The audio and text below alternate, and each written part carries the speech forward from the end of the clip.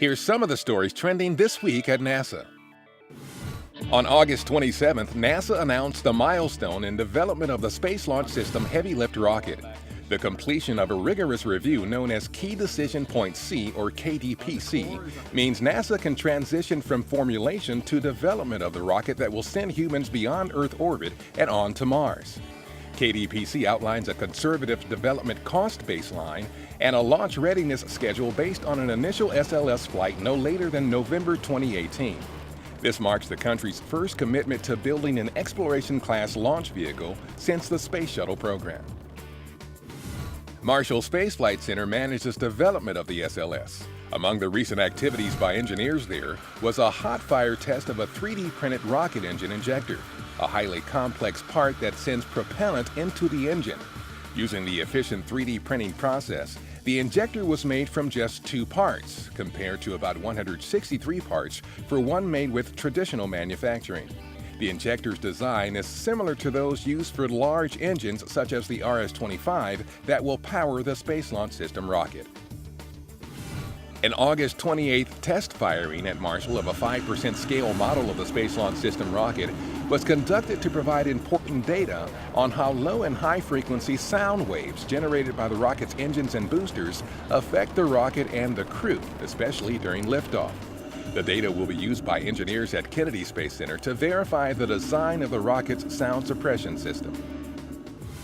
The Boeing-built composite cryogenic fuel tank at Marshall, one of the largest ever manufactured, recently completed a complex series of structural, temperature, and pressure tests, bringing the aerospace industry a step closer to designing, building, and using lightweight composite tanks on rockets. This game-changing technology being evaluated by NASA's Space Technology Mission Directorate could reduce the weight of rockets by about 30% and cut costs by at least 25%. NASA's New Horizons spacecraft traversed the orbit of Neptune on August 25th.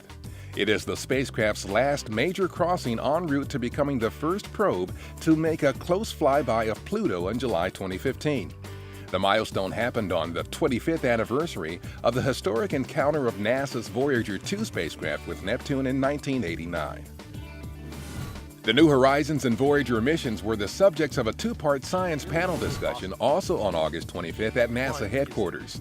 During the first panel, NASA scientists and officials discussed the scientific goals and expectations of the New Horizons mission, and the second event featured New Horizons science team members sharing memories of their work during the 1989 Voyager Neptune encounter and discussing their new assignments on the Pluto mission.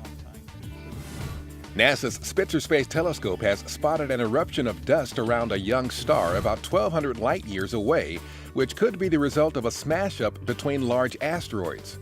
This type of collision can eventually lead to the formation of planets. Scientists who had been regularly tracking the star noticed a huge amount of fresh dust between August 2012 and January 2013.